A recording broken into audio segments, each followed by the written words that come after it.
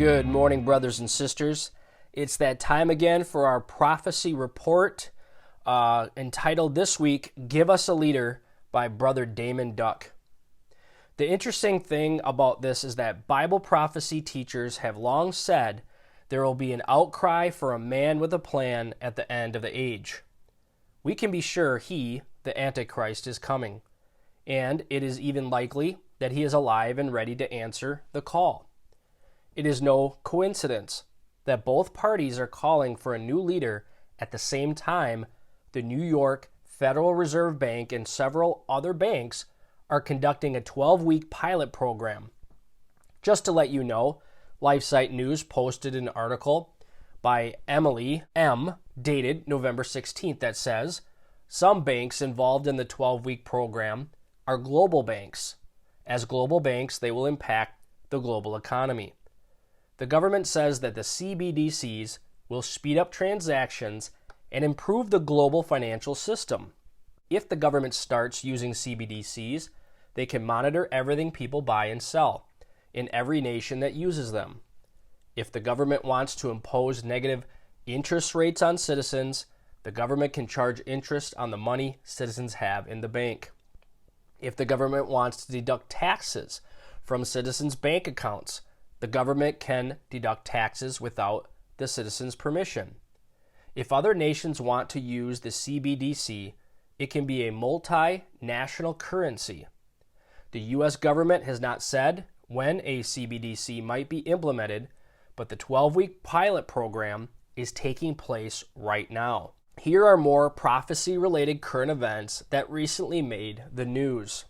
Concerning the tracking of all buying and selling, on November 9th, a joint directive by China's National Health Commission and other health-related agencies called for the healthcare records of China's 1.4 billion citizens to be digitized and linked to their national ID number by 2025.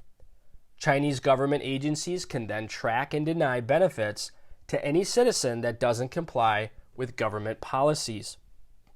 Concerning the growth of Israel at the end of the age, on November 18th, it was reported that Benjamin Netanyahu has agreed to legalize dozens of settlements in Judea and Samaria within 60 days of being sworn in as Israel's next prime minister. This will have to be approved by the Knesset. Biden, many world leaders, and the Palestinians will strongly oppose it. According to Revelation 16, verse 12, the great Euphrates River will dry up during the tribulation period to allow the kings of the East, under the leadership of China, to move their 200 million man army into the Middle East in preparation for an attack on Israel. On November 18th, it was reported that the rainfall in Iraq has declined by 30% over the last 3 decades. Almost 40% of Iraq is now desert. Dams are reducing the flow of water from Turkey, and the flow of water in the river is now down to about 20% of what it once was. Note, this is causing lakes behind dams to dry up, reducing the supply of electricity, causing crop failure, threatening the supply of food and drinking water, and more, and it's a major disaster in the making. Concerning world government, at the recent G20 meeting on November 15th through the 16th, Klaus Schwab, the head of the World Economic Forum, said, quote, "We, the nations, need a deep, systematic, and structural restructuring of our world. The nations are transitioning to a restructured world called Build Back Better, or the Great Reset, right now, and this transition will lead to the rise of the Antichrist and the tribulation period." Concerning world government, on November 18th, President Emmanuel Macron said, "We need a single global order, a new world order to maintain peace and stability in the world." Many students of Bible prophecy know the UN goal is 2030 or sooner. Every day takes us one day closer, and they are going by fast for some people. Concerning the coming world religion and the Conference of Parties, COP27, meeting in Egypt earlier this month, on November 21st, it was reported that members of the Interfaith Sustainable Development Center took their 10 climate change commandments to Mount Sinai and smashed them to mirror Moses' smashing the stone tablets that God wrote the 10 commandments on. The 10 climate change commandments were written by the Elijah Board of World Religious Leaders, and they were smashed to protest the world's inaction on climate change. Concerning inflation, on November 19th, the American Farm Bureau reported that the average Thanksgiving meal with all the trimmings will cost 20% more in the U.S. this year than last year. A report by the Heritage Foundation says that inflation in the U.S. has cost the average family $7,400 in 2022. At this rate, many families will own nothing before 2030.